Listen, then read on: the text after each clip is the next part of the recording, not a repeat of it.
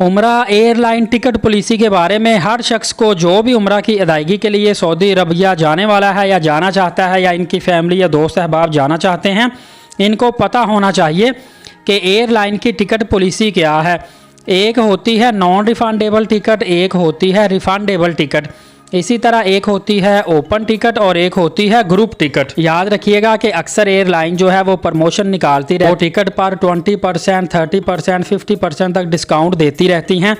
लेकिन आपने माइंड में रखना है कि मोस्टली जितनी भी प्रमोशनल टिकट्स हैं या डिस्काउंटेड टिकट हैं, ये नॉन रिफंडेबल और नॉन चेंजेबल होती है।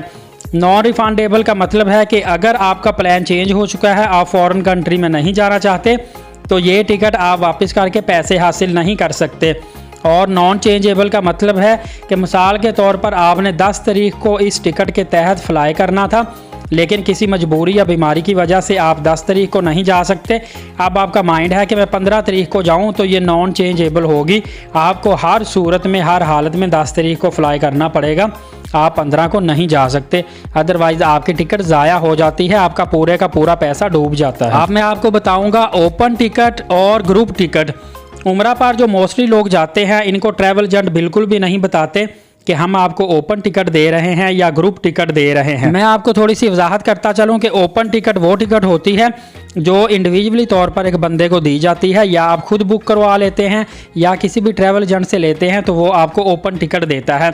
और इसी तरह ओपन टिकट का रेट भी अलग अलग होता है, हर बंदे को टिकट जो है अलग अलग रेट पे मिलती है। मतलब अगर जहाज़ मुकम्मल तौर पर खाली है या आप कोई 1.5-2 माह पहले टिकट करवा रहे हैं, तो ये टिकट आपको काफ़ी सस्ती पड़ेगी। फिर अगर 10 सीटें रिज़र्व हो गई हैं, उसके बाद कोई बुकिंग करवाता है और एक्सपेंसिव पड़ेगी। 50 सीटें बुक हो जाएं, कोई बुक करवाता है, टिकट और एक्सपेंसिव पड़ेगी। इसी तरह हम कह सकते हैं कि पहले आइए पहले पाइए की बुनियाद पर ये टिकट्स बुक होती हैं। और इसी तरह एक होती है ग्रुप टिकट। मिसाल के तौर पर उम्रा पर 15 लोगों ने या 30 लोगों ने जाना होता है, तो जो एआटा कंपनीज होती हैं ये पहले रिक्वेस्ट भेजती हैं एयरलाइन को, जिस भी एयरलाइन से आपने टिकट लेनी होती है। फिर वो एयरलाइन अप्रूवल देती है।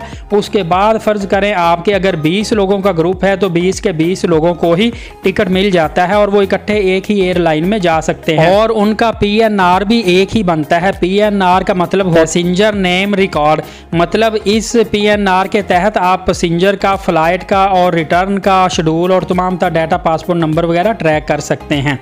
इसका सबसे ज़्यादा जो फ़ायदा होता है लोगों को, तो ये फ़ायदा होता है कि ग्रुप की सूरत में इकट्ठे ट्रैवल कर लेते हैं। ट्रैवल एजेंसी वाले को ये फ़ायदा हासिल होता है कि ये टिकट उनको एक ही रेट पे, सेम रेट पे मिल जाता है और काफ़ी ज़्यादा सस्ता मिल जाता है। लेकिन जो ग्रुप टिकट होता है ये नॉन रिफंडेबल होता है।